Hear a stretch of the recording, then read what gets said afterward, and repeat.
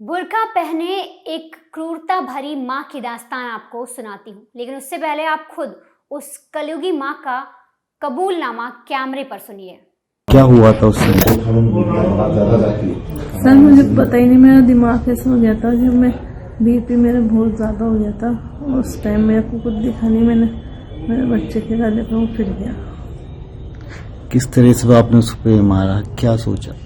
ऐसा कुछ भी नहीं सोचा था मैंने सर, बस मेरे दिमाग में ऐसा हो रहा था, मैं परेशान हो रही थी घटना जब घटी उसके बाद में क्या रियलाइज हुआ, आपको क्या महसूस हुआ? कि मैंने क्या कर दिया। और आप माफी मांग रहे हो? जी कैसे?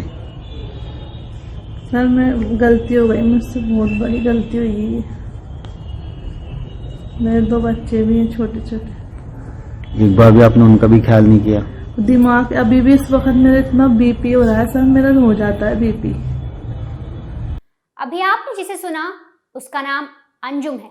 35 साल उम्र है और जयपुर की रहने वाली है। इसने अपने 1.5 महीने के बच्चे का गला सर्जिकल ब्लेड से काट दिया। पहली बार अटेम्प्ट किया तो सर्जिकल ब्लेड हड्डी में फंस गया। इसने उसके बाद भी क्रूरता दिखाई, दरिंदगी दिखाई और अपने बच्चे पर अटैक किया और उसे मौत के घाट उतार दिया। और उसके बाद इतना ही नहीं, जब पुलिस ने इससे पूछा तो इसके चेहरे पर जरा से भी, कहते हैं ना कि शर्मिंदगी नहीं थी, कोई भी इसके चेहरे पर ऐसे इमोशंस नहीं थे कि इसे दुख हो रहा हो। इसे अपने बेटे को मारने का जरा भी गम नहीं था।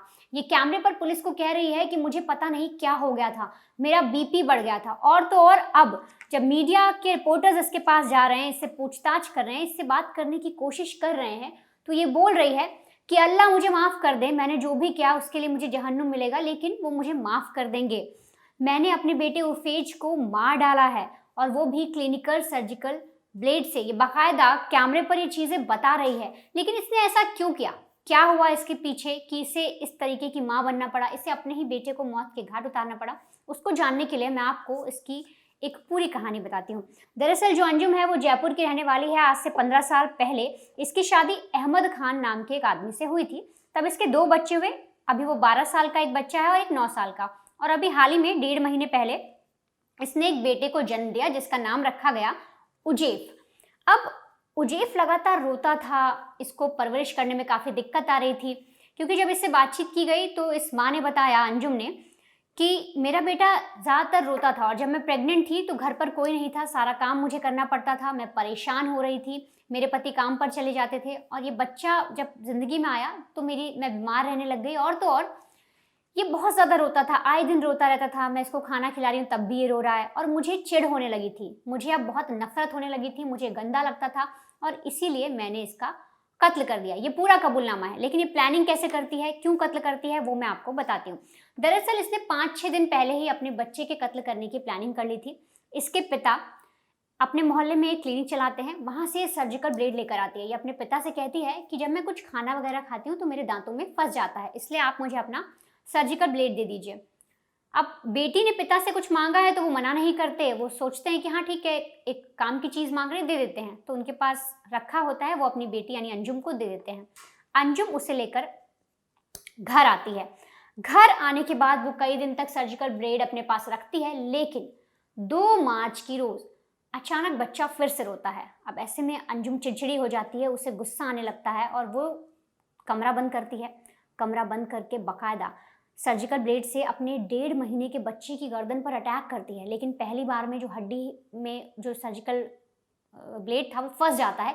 इसके बाद उसे निकालती है और ताबड़तोड़ फिर से दोबारा वार करती है।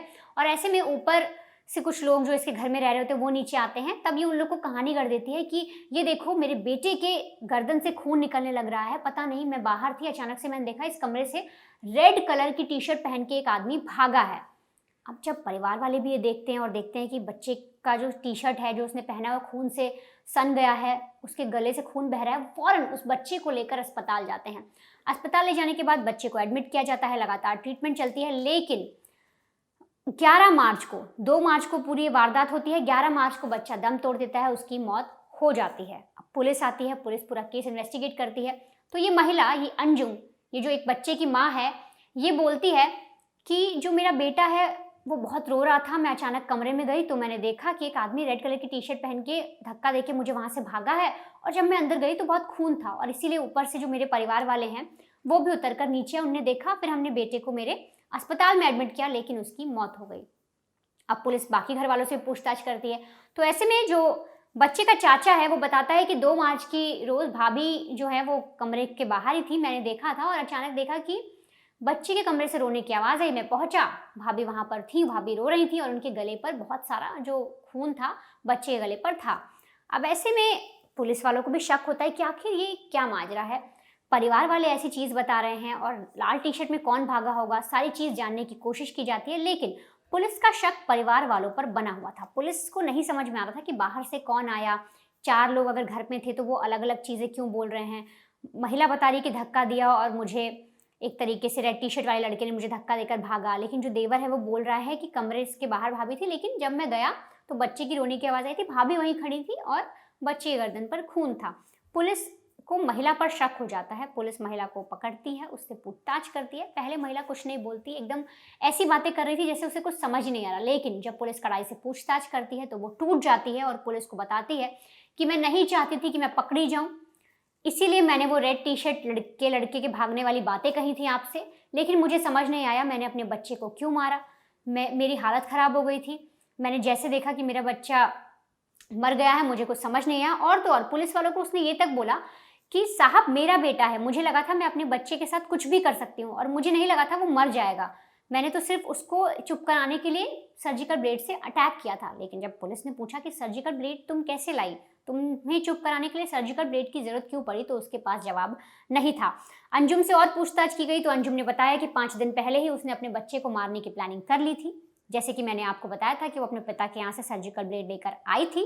और तो और अब जब उससे बार बार पूछताछ की जा रही है, पूछा जा रहा है, पुलिस वाले भी पूछ रहे हैं, तो वो लगातार यही कह रही है कि मेरा बच्चा बहुत चिल्लाता था, मैं सो नहीं पाती थी, मेरा बीपी बहुत बढ़ गया था, मैं बहुत टेंशन में आ गई थी, मेरी रातों की नींद उड़ गई थी और मुझे इसे मारना था, ये मेरा बच्चा है, मैं इसके साथ कुछ भी कर सकती हूँ। ये बार बार अब यही लगातार बयान दे रही है, जैसे कि आपने कैमरे पर भी सुना। फिलहाल पुलिस ने इस माँ को अरेस्ट कर लिया है और इससे आगे की पूछताछ भी की जा रही है। लेकिन सोचिए किस तरीके से एक माँ ऐसी वारदात को अंजाम दे सकती है, अपने कलेजे के टुकड़े को कोई इस तरीके से मार सकती है, उसकी गर्दन पर ऐसे अटैक कर सकती है। ये सोचने से ही जो शरीर है वो सिहर जाता है।